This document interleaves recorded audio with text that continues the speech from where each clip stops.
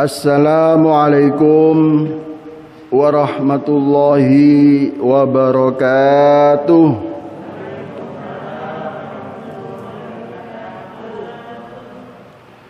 A'udzu billahi minasyaitonir rajim. Bismillahirrahmanirrahim. Alhamdulillahirabbil alamin wa bihi nasta'inu ala umurid dunya waddin.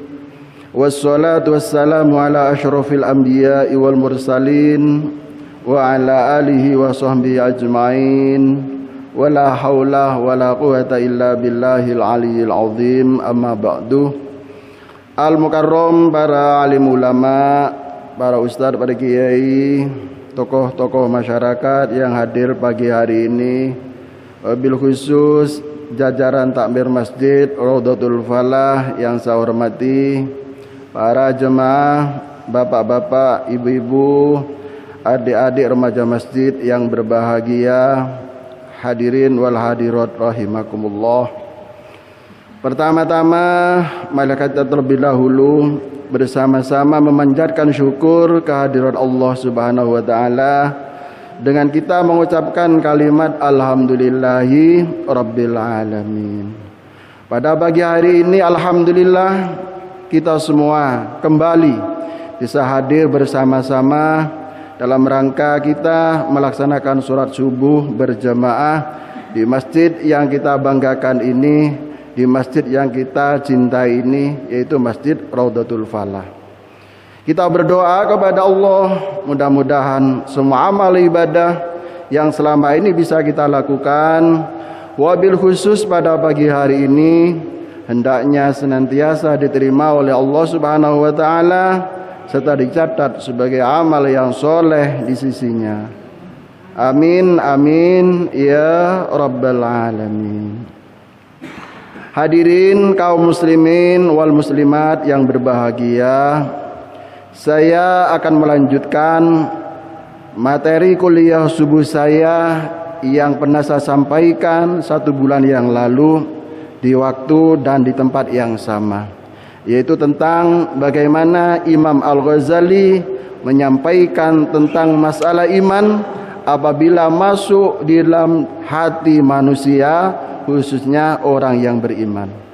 Kata beliau, al-imanu idza dakhala fi qalbin nas yathmaru bi khamsati athmarin, yang artinya bahwa iman itu jika masuk ke dalam hati manusia akan berbuah menjadi 5 buah perkara. Semuanya iradatan ilal khair, mengajak dan menuntun terhadap kebaikan untuk beribadah kepada Allah Subhanahu wa taala. Kemarin sudah sampaikan 2 hal. Yang pertama adalah yadkhulu fil aini, apabila iman itu masuk ke dalam mata manusia akan menjadi mata qurratu a'yun, enak dan sedap untuk dipandang. Yang kedua, yadkhulu fil udunain, apabila iman itu masuk di telinga orang yang beriman akan menjadi telinga yang hanya mau mendengarkan daripada suara-suara, kalimat-kalimat yang bermanfaat dan berguna bagi dirinya, berguna kepada orang lain, dan bermanfaat di hadapan Allah Subhanahu wa taala. Ini yang kedua. Kemudian yang ketiga, Imam Ghazali mengatakan bahwa apabila iman itu masuk di dalam mulut atau yadkhulu fil lisan, masuk pada mulut manusia, pada lisan kita, akan menjadi lisan yang fasihun, lisan yang fasih. Maksudnya bagaimana? Lisan yang fasih itu yaitu hanya mau mengeluarkan kalimat dan kata-kata yang dapat menyenangkan dan dapat menenteramkan orang lain dan dapat membawa pahala di hadapan Allah Subhanahu wa taala. Sebaliknya, apabila mulut seseorang itu tidak kemasukan iman, menjadi mulut yang fahisun, lisanun fahisun, mulut yang rusak, mulut yang senantiasa hanya disampaikan dan mengeluarkan kalimat-kalimat yang menyedihkan dan menyakiti serta merugikan orang lain. Naudzubillah min dzalik.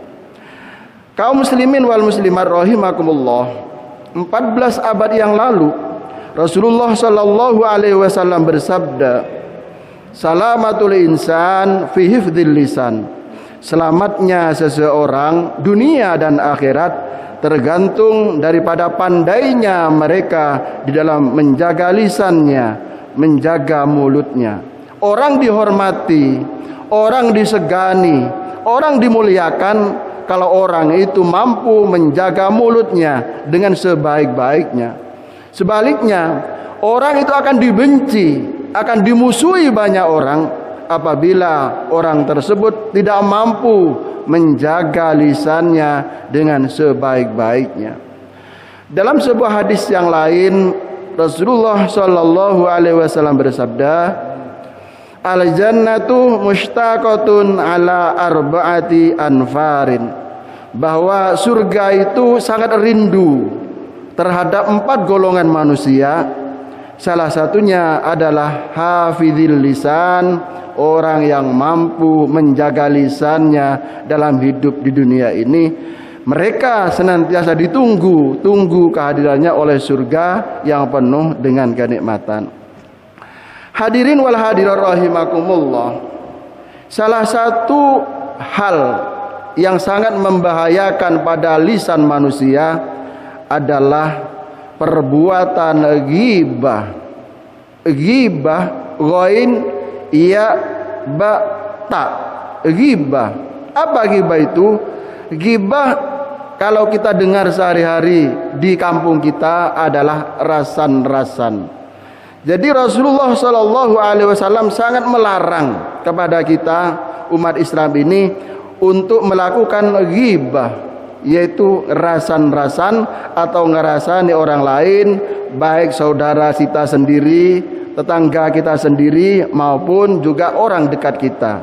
Itu namanya kalau ghibah sangat dilarang oleh Allah dan dilarang oleh Rasulullah Muhammad sallallahu alaihi wasallam.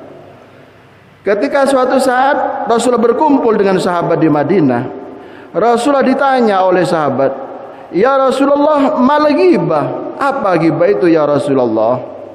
Qala, Rasulullah menjawab, "Al-ghibatu an tadhkura akhaka bima yukrihuhu." Ghibah itu adalah apabila kalian membicarakan saudaramu sendiri, orang lain atau tetanggamu sendiri, bima yukrihuhu, mereka tidak senang mendengarkan pembicaraan apabila mereka itu tahu. Jadi kita membicarakan seseorang, katakanlah si fulan, kita bicarakan di suatu tempat.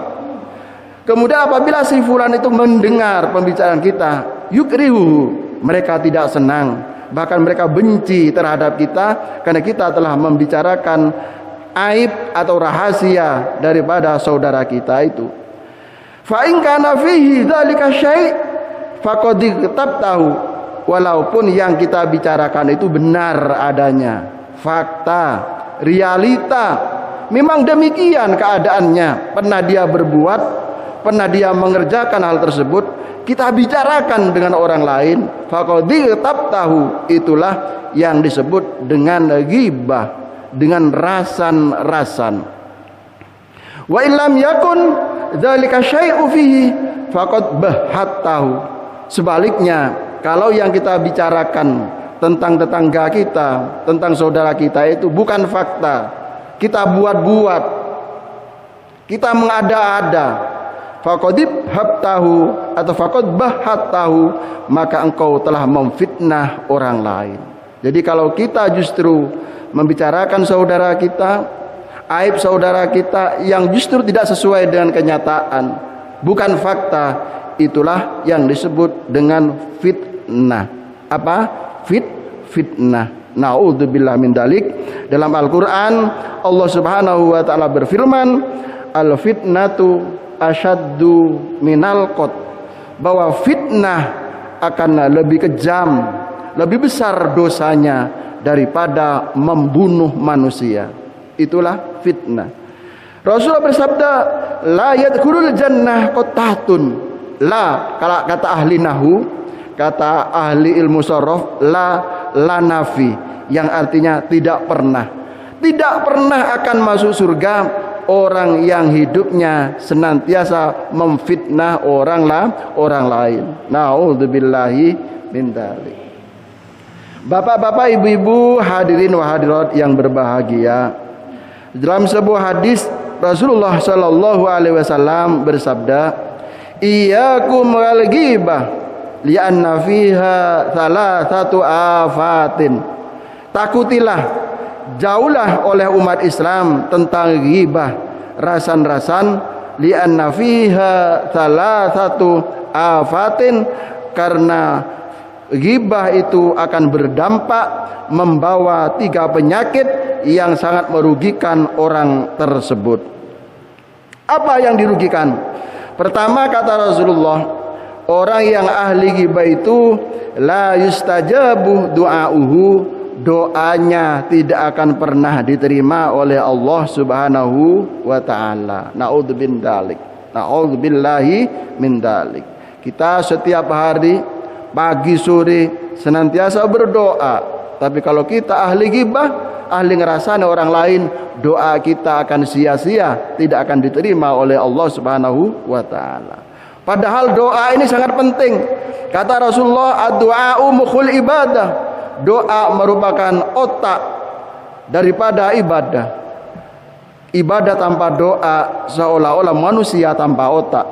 Dalam hadis yang lain, Rasulullah bersabda, ad-du'a'u silahul mu'min, bahwa doa merupakan senjata bagi orang yang beriman kepada Allah Subhanahu wa taala. Kita hidup tanpa berdoa sama dengan prajurit atau tentara yang terjun ke medan pertempuran tanpa membawa senjata. Mereka bunuh diri. Naudzubillah min dzalik. Yang kedua, la tuqbalu lahul hasanat. Orang yang ahli ghibah itu kebaikannya, ibadahnya, amal solehnya tidak akan pernah diterima oleh Allah Subhanahu wa taala. Dia solatnya ditolak oleh Allah Subhanahu wa taala. Dia puasanya ditolak oleh Allah Subhanahu wa taala. Dia setiap tahun haji dan umrah, maka haji umrahnya akan ditolak oleh Allah Subhanahu wa taala. Kenapa?